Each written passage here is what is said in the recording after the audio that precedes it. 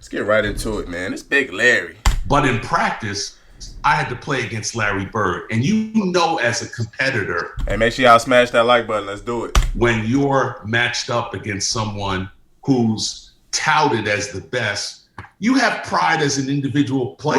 Right. You're not just going to go into practice and lay down. And this dude used to come into practice every day and go, "Pick, sorry, I got your ass today." And I would be like, wait, what would he say? Sorry. Dude used to come into practice every day and go, "Pick, sorry, I got your ass today." And I would be like, he said, "Pick, sorry, I'm whooping y'all asses today." Is that what he just said?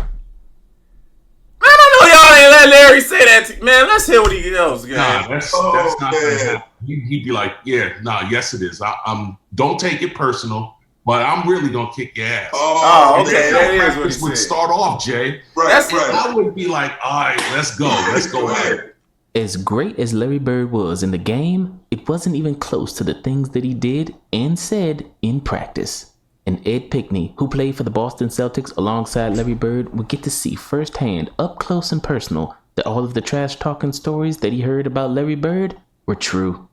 I mean, he'd go by an opposing team's bench, and and it was never a team that was a bad team. It was always a good team. I can remember a particular game we played against the Clippers, and it was a better than normal year for the Clippers. And sometimes I would get the start, and I would play in the front court with Bird and with Parrish. Bird and Pinckney will start at the forwards. Of course, Kevin McKay will come in and play more minutes than Pinckney at the power forward spot. The Harper went out of bounds and Boston controls. Bird finds Pinckney. Okay. The reverse slammer jammer. I see it. Came off the bench. He was, year in and year out, one of the six men of all time. Okay. And we were out there, close game. And nobody ever remembers Clippers being favored over the Celtics before. Oh my, stupid. Bird with about 3 or 4 moves. Just hitting their ass. Oh man, just going for every fake, man. Just jumping that shit, man. How goofy can you be, man? Play solid defense. 3 or 4 moves. Just jumping around. Look, just jumping. Bird with about 3 or 4 moves before he takes it off the glass. Bird gets his second field goal of the fourth period, has 23 points. Clippers by 5, 2:20 to go in the ball game. Bang. Bird, that's a 2-point. Big Larry. Clippers by 3. Bird is having an okay game, but it's tight in the end. The man for Boston has been Reggie Lewis off the bench. 28 points, his season high. He was the man who just Boston hit the up one. 10 seconds. Charles Smith against McHale. Oh, travel. That's a travel. Wow. Against McHale. Man, he just traveled his ass off, man. Hey, Larry, folks. Do we gotta go put a petition in to go back and watch this shit, man? Hey, folks, they not finna cheat y'all out of this, Larry. We gotta petition this, man. We gotta put the petition in today. Look at this, Joe. Smith against McHale. That's traveling, man. Now, I know y'all didn't have the videos where y'all could go and do the replays like y'all do nowadays. But, man, it's traveling, Joe. Man, we gotta stand up. We gotta fight this, man. I ain't going for that, G. If Larry don't game their ass on this next play, we gotta petition this, G. We gotta petition. We can't go. We can't stand for this, man. Bird tells the coach, I'm going to get the ball in the corner, and I'm going to shoot a 3, and the game is over. He told the opposing team. Right. So I'm sitting there, I'm like, come on. I mean, you hear these stories, but they can't be true. It was like a normal occurrence, Jay, but that was one of my first years on the team, and I'm saying to myself, like, I can't. I mean, the dude just told the opposing team where he was going to shoot the ball from. Johnson, Parrish, Reggie Lewis, Bird, and McHale on the floor for the Celtics, trailing by 1 with 5.1 seconds to go. And just as Larry Bird said, he gets to his spot, but this time, instead of letting Bird get his shot off, he gets double-teamed and fouled as he goes up to shoot. Into Bird. Wow. Fouled with 2 Wow, seconds remaining. you On the idiots. shot attempt, Larry Bird, who shoots at a 92% clip, draws the foul from Charles Smith. Hey, that damn near. Oh, nah, he hit him on the back of the head. From Charles Smith. Why would you do that? Like, why would you come down on his head like that? Look at big fella right here. I'm talking about big fella in the back, not number 54. Look. Why would you swing your arm down? You had him beat. To win the game, the greatest clutch shooter in NBA history goes to the line and does exactly what everyone expects him to do. Look at Larry. Like, y'all walled up. Y'all had him right here. Bird shooting 92%. I'm on Big Larry finna ice y'all go fast, man. Effectively win the game with 2 What's wrong with you? of a second remaining. Well, I've seen stranger things happen, Bob. You never really know here, but he's got to knock this one in. And does. Doesn't even look, just walks right off the court and into the locker room. And everybody's like, wow. Boston escapes with a 1-point lead, and the Clippers are yet to defeat Boston in LA since Straight up. San Diego.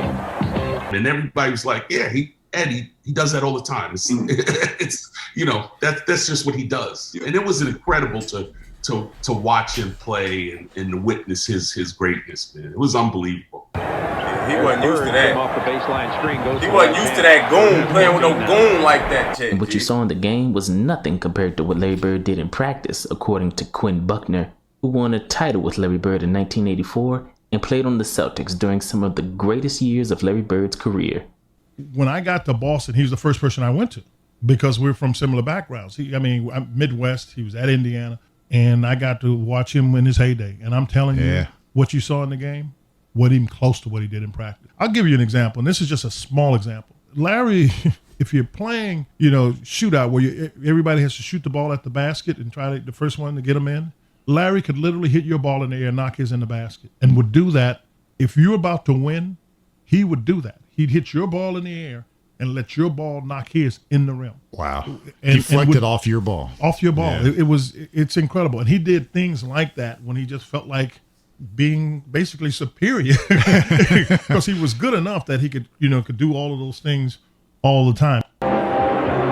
Wow. Larry was cold. That chick said my name on That's like a magician This is type how much stuff. of a psychological edge that Larry Bird had over the league, because it wasn't enough to be the best shooter on the team, but Larry Bird had to make sure to talk trash and demoralize you to the point that you would never even think to question his shooting ability versus anybody in the world. Yeah. And I'll tell you a crazy story. Mark Polanski, one of my Villanova teammates, Yes, remember him. would come Larry with shot, Mark bro. Polanski, one of my Villanova teammates. Yeah. That nigga, bro, look at that shit. I'll tell you a crazy story. Mark Polanski, one of my Villanova teammates. From here, Larry, and he used to be wetting that motherfucker just. Hey, bro, that shit nasty. Larry, that shot is nasty work, my boy. You lucky that thing was blicking, G. Alright, it's ugly, but it went in, man. But damn. That's a hideous shot, folks. Behind the head special? Two-hand follow through? Nah, G. Come on, Larry. You better than that, Larry. Come on, G. Yes, remember him. Would come to Celtic practice. He was a New England guy, and he'd occasionally come to practice. Okay.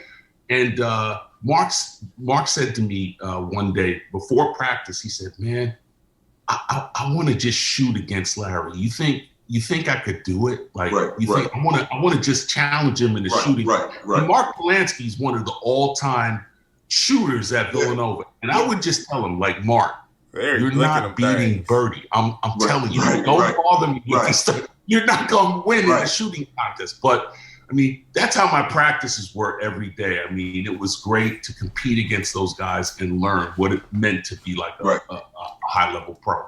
Larry Bird was so good that even while at the tail end of his career, he made sure that the young players knew that he was twice as good as any of them. Because when Brian Shaw got to the Celtics and played with Larry Bird from 1988 to 1991, Larry Bird literally challenged him and another young player, Reggie Lewis, to a game of 1-on-2 and 2 NBA players versus one aging Larry Bird. Now that's great. Hold on, bro. Stop it right here, man. Stop the show right here, man. Hey, Brian Shaw, G. You know the lack of respect that somebody gotta have for you, G, to want to challenge you to a 2v1 vote? And y'all professional players? Gee. Man, I instantly would have took that as instant disrespect, G. Larry, folks, we would have had to lace them bitches up one-on-one. After you said some crazy shit like that to me, folks, like you want to challenge us 2-on-1? Like what? We ain't good enough to play you 1-on-1, nigga? Oh, yeah, G. We got to get it going, folks. We got to get it going. I got to lace them up. It's for my pride. It's for my manhood, G. You not finna just try to challenge me 2-on-1 like I ain't a grown-ass man right here, man. Come on, Larry. Show some respect. But, shit, like I said, Larry ain't respect y'all niggas, man. That's all it is. You feel me? Like, that's all it is, G. Let's finish. Then when Larry Bird opens up with a double. Bird over. Hold on, wait. That's greatness. 2 NBA players versus one aging Larry Bird. Now that's greatness. Then when Larry Bird opens up with a double. Bird over Malone. Bird's 2 out of 3 from the floor. Bird feeling it from outside. He's 3 out of 4, and they've all been from the perimeter early in the game. Kevin McHale was locking Karl Malone up on the other end, and Larry was talking about, yeah, we 2 bad white boys, ain't we? 2-man game with Bird and McHale's 2 for 2. McHale is 3 for 3 from Larry Bird. Malone and McHale. Okay, get it going in. Malone really pounding McHale. Man, Kevin McHale, you ain't want no smoke, man. Man, Karl Malone would have pummeled your ass. All because of Larry Bird's trash talk. Bird. Bird cocked his thumb back in his finger and pointed his finger at Tony Brown and went, "Pow, got you." When he's feeling good, he talks a little trash. He's been known to say a little bit while out on the floor. But believe it or not, Larry Bird's teammates got it even worse in practice. In fact, Larry Bird talked so much trash to Ed Pinckney in practice that he didn't even want to take his kids to go trick-or-treating at Larry Bird's house because he didn't want to hear Larry's mouth. It literally scarred him for life. Every single day in practice, I had to play against Bird, McHale, and Parrish. Right. Legendary Hall of Fame front line. Okay. So, like, Chris Ford, because Larry was Larry, would run most of the offense through him. Right. So if there was a particular set that didn't go right, he would say, stop, run that back again. And I'd be like, nah, let's keep the play going, man. Come on, he didn't score that time. And Chris Ward would be like, no, we're not looking for that option on the play. We want to get into the second and third part of the option of our play because, they might defend that. And of course, it would go right back to Larry, and Larry would score and talk. This dude, you want to talk about trash? Tell much trash, man. It was unbelievable.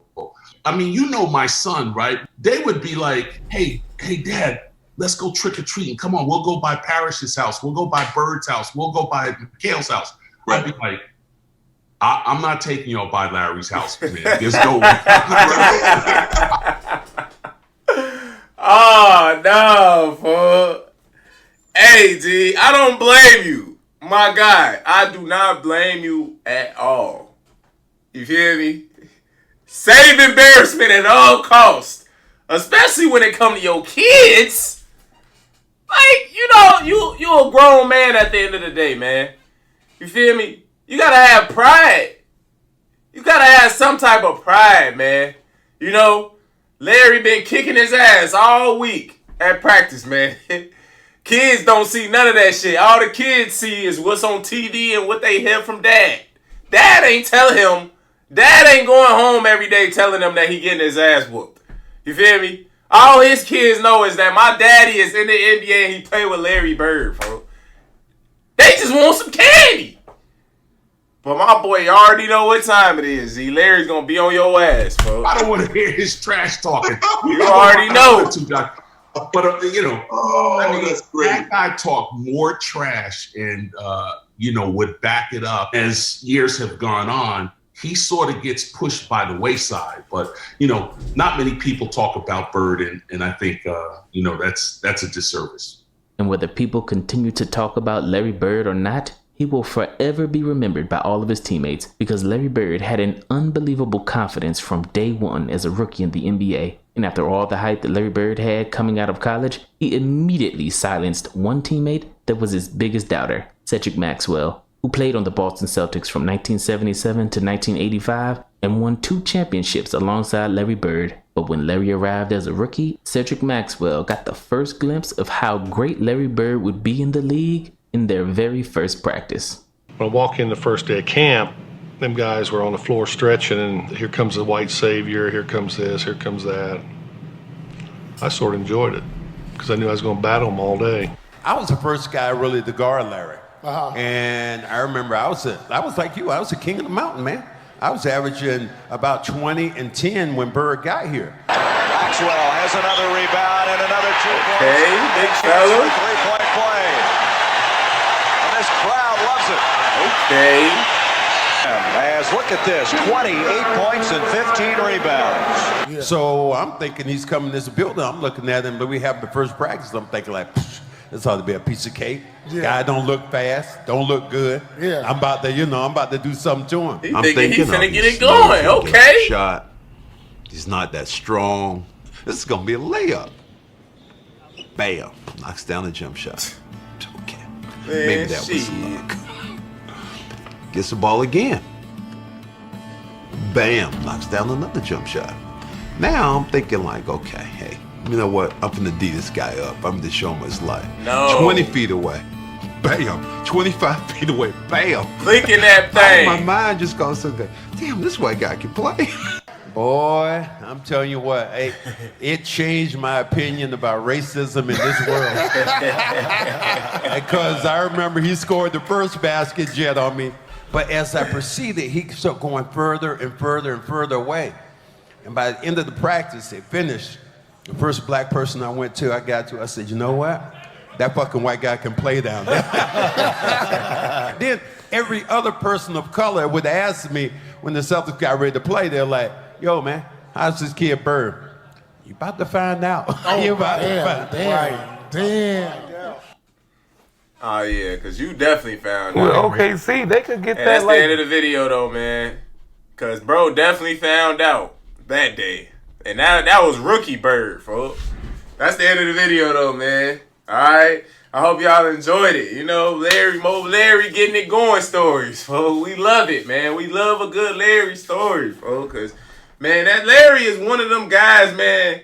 He just got so many, like, legendary stories, like, that's so hard to believe. But, like, the niggas that be telling the stories be so just enamored by what Larry did to him, folks. It's hard to not believe him, G. But at the same time, some of y'all do be glazing, folks. Some of y'all old heads. But this one ain't had too much glazing. Niggas was just keeping it a buck in this video. Feel me? Buddy ain't even want to take his kids to Larry crib for trick-or-treating. Knowing damn well Larry probably had them king-size Snicker bars. All the king-size candy Larry had it, G. And you ain't want to take them because you getting your ass bust every day in practice. Keep it a stack. Just tell the kids what's going on. I've been getting cooked every day in practice, and this is why we ain't going. See, they around here thinking that it's just, you know, you being lazy and shit. You gotta be real with them, man. Be real with the shorties. Alright? So, but that's the end of the video, though, Chad. Like I said, I hope y'all enjoyed it, man. Make sure y'all like, comment, and subscribe to the channel if you're new. It's your boy, Coach TDOT, man. I'm Fatty. I love y'all.